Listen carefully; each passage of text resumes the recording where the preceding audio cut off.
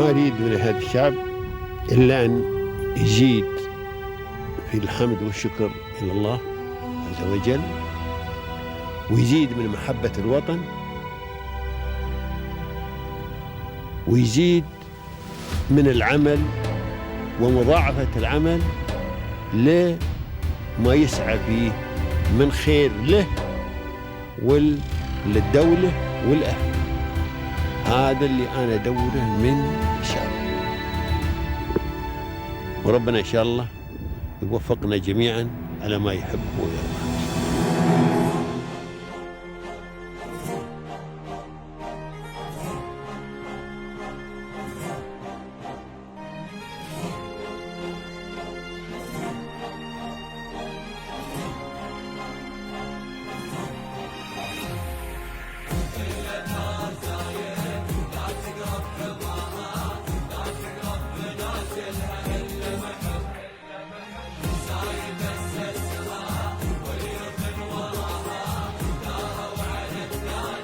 Thank you to the leaders of the UAE in making the business environment so easy to set up, to operate a business, making the regulations as easy to follow as possible. There's nowhere easier to set up a business and to sustain a business as the UAE, in my experience.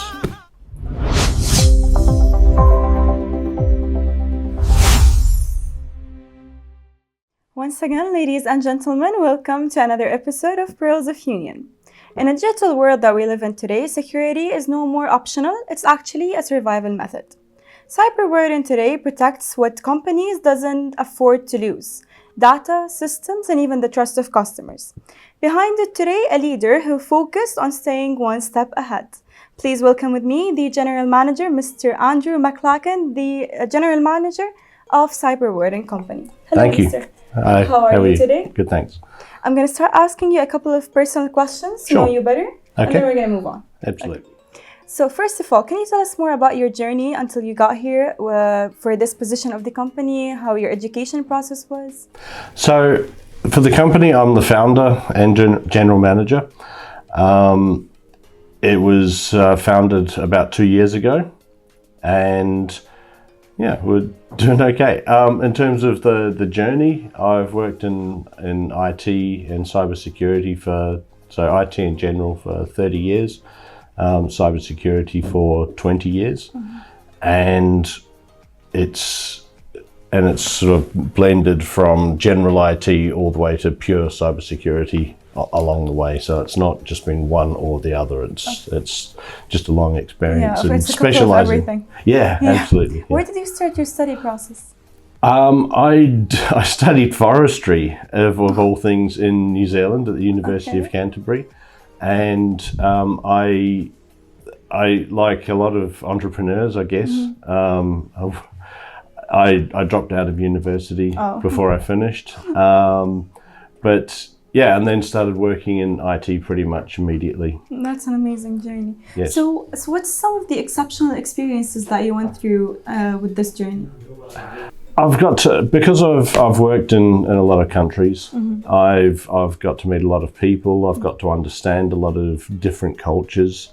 So I worked in New Zealand, my home country, for a while. I worked in Europe and throughout Europe. When I was based in the UK for 12 years, and the last 17 years I've been here in Dubai, and spent a lot of time traveling the Middle East, Africa, and elsewhere as part of my previous role. Is there any specific story that you'd like to tell us today throughout this journey? I have a lot of stories. I think there's a realization that technology today, it makes our lives easier, but I think it almost seems too easy to a lot of people, and you can't. An IT team used to just look after a couple of different things, and now there's so many moving parts to an IT infrastructure that companies really need help in terms of the specializations. Someone might be very good at maintaining the internal systems, but it doesn't mean they're an expert in other areas, and the companies need that expertise. So, you know, that's, you know, from a consulting background, you know, helping companies with that, I think that's a valuable lesson, and something we really need to be sharing with companies. And they don't need to hire all their own people as well. I think that's the key thing. So you run it mostly by yourself? Yes. Sure. Yeah. What are some of these skills and values that you gained throughout this journey? People skills, I think, is incredibly important. And understanding what businesses actually need, rather than just trying to sell them a thing, a product, understanding how that business works and what issues they might have in a given time frame or in a particular region, and just being human about it. You know, we can't just say, here's a product and it's great and you should buy it, and because it's got, you know, it does this. You know, we used to say speeds and feeds in the IT industry, and a lot of people will sell doing that. Yes, it has X, Y, and Z features, but they don't focus on what the business problem they're trying to solve, because we're not selling IT, we're selling solutions to business. Of course. Yeah, you're right. You can't just give them something and tell them go deal with it on your own. Like, go work it out. Exactly. Additionally, who is someone that supported you throughout this journey? My family, obviously, but I've had a lot of people that have helped me along the way. You know, former colleagues, people that I've never met. You know, people that I've, you know, discussed things with online.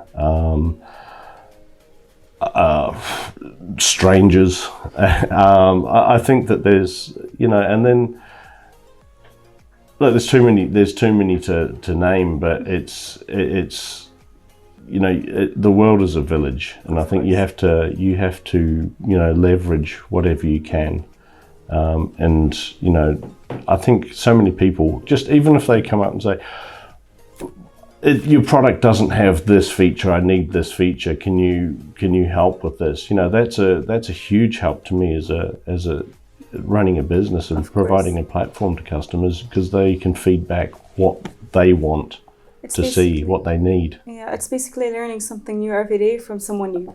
Absolutely. Everyone, yeah. That's absolutely. You know, some people will say, you know, this guy's an expert in this and this guy's an expert in that.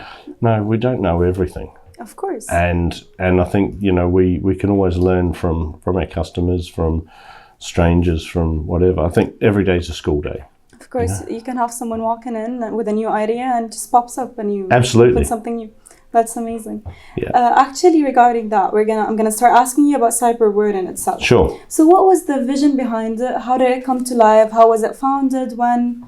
Tell me the story. So the story goes back about 20 years. I had a friend who was experiencing some issues with email. That was, you know, they were getting a lot of spam. They were getting, even back then, phishing attempts, and I looked for a way of helping him to do that. And there was really nothing on the market that was affordable, unless you're a large company. Then there were just no solutions for that. So I built a platform, and it you know, it was pretty basic to start with, but it worked, and it just got better and better. And I then offered that out to the open source community, and that built up quite a large community, and was very successful. You know, it was the platform was distributed. You know, people would download it and they'd run it in their own environments. This was before everything was cloud based, and got a lot of feedback from a lot of people, you know, changes they needed, and, you know, so built the platform up for that. And the community really took over from that. I didn't have enough time because my day job was getting in the way of that. And so they took up a lot of the heavy lifting on that, and it moved to a purely community-based project. And you know, that community side of things is still running.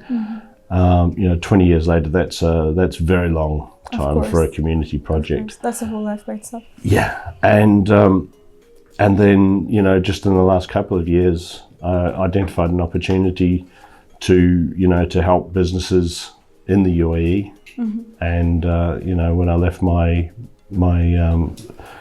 main job, I started up Cyber Warden. It started with the help of a friend, and now you're helping many people. I try to. That's amazing. So next, what solutions does your company offer to prevent breaches, and what distinguishes your multi-layered approach to protection? Okay, sure. So we have what people would call a cloud-based platform. So the primary focus of that is to filter email. Mainly, I'm not looking for spam. That's one person's idea of spam is completely different from another person's. So, an important newsletter, it could be an advertisement that they actually want to see. So I'm not making any judgments on that. What I'm looking for is phishing attempts, looking for malware, viruses, Of course. all the bad things. And we have a lot of techniques of identifying what's real and what's not. And that's been fine-tuned over the last 20 years of how to do that. And it's continuing to evolve as well as different things happen.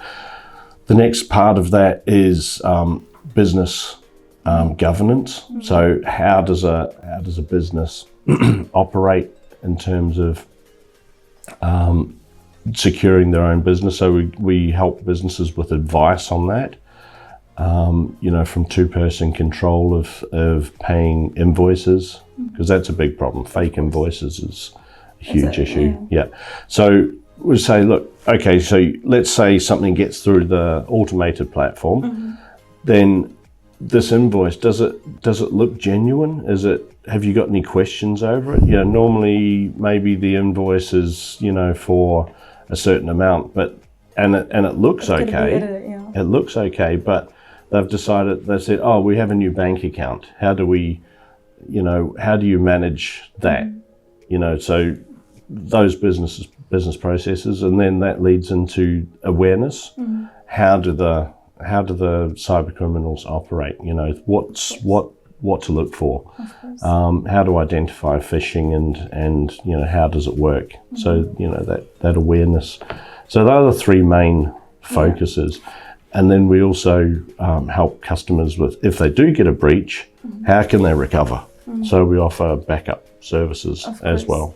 So that whole sort of sphere of protection. Think of it as the customers. Yeah. Of course.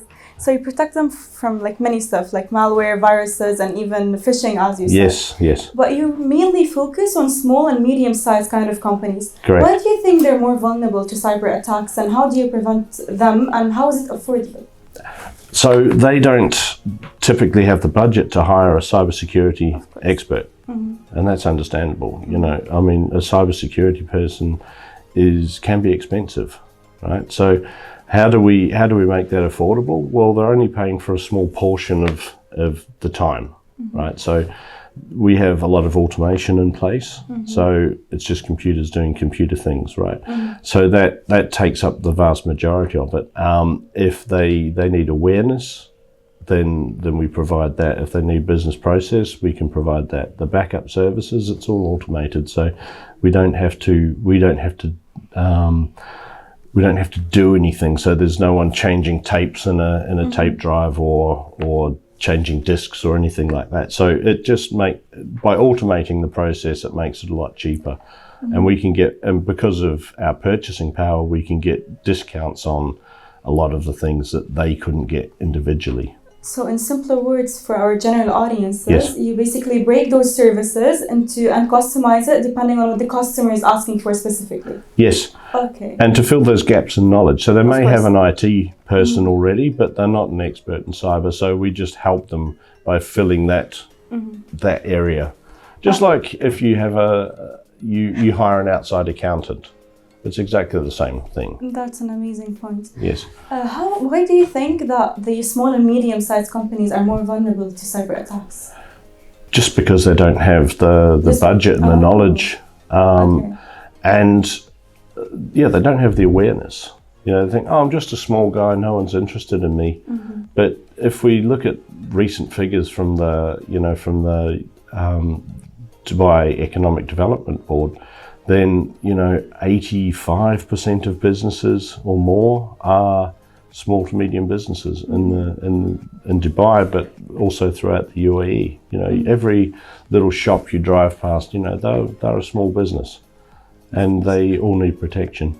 Of course, we all need protection in this age. Absolutely. In the past 5 years, we saw like a big jump in the development of AI and technology and all of that. So how do you see the future of cyber attacks and the future of protecting people from it? It's getting harder to identify phishing attempts because AI is, normally you would see it would be poorly worded emails. They don't look real.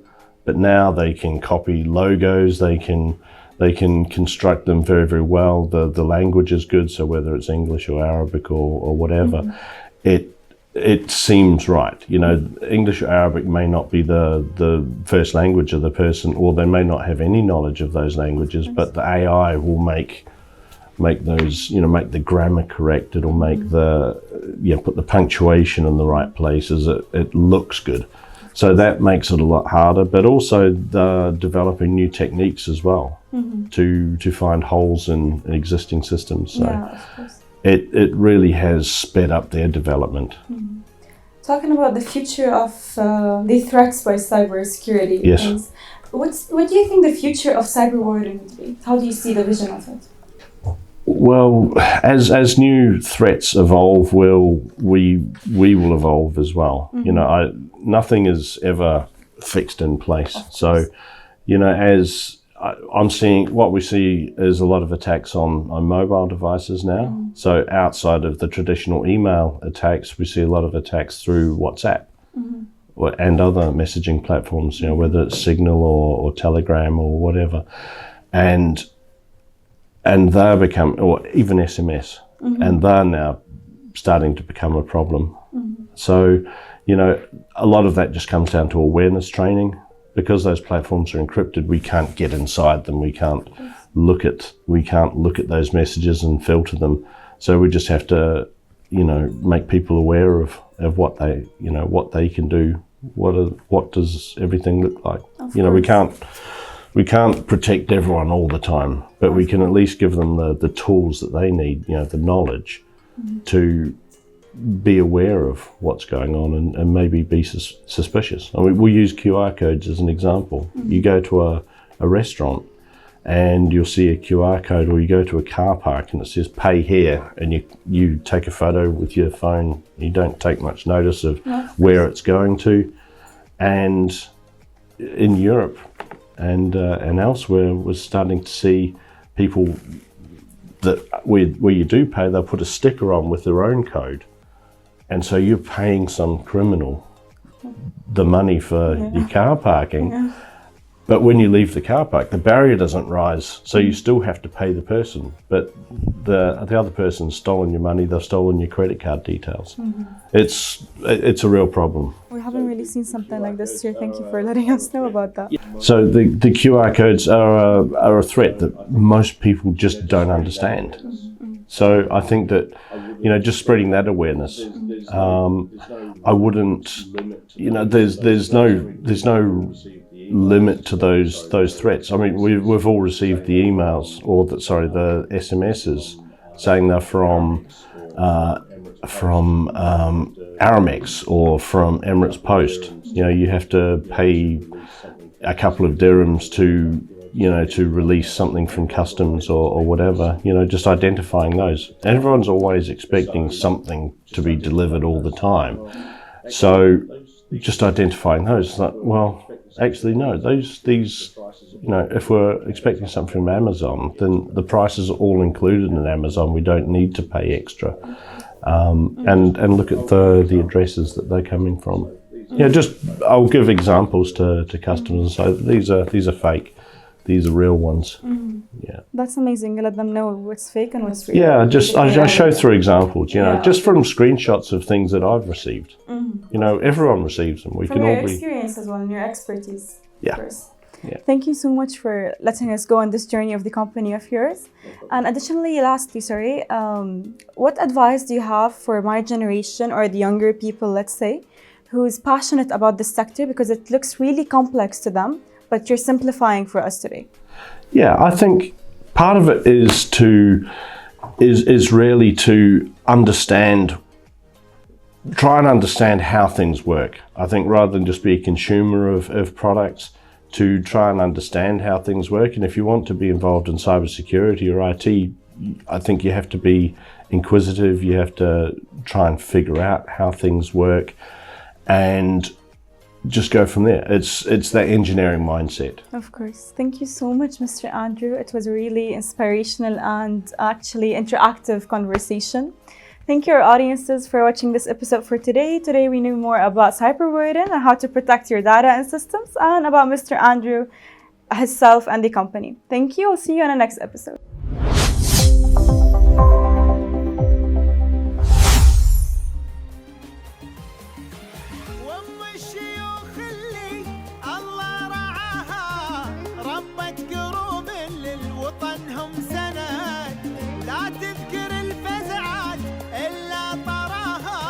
مداتها بالعطايا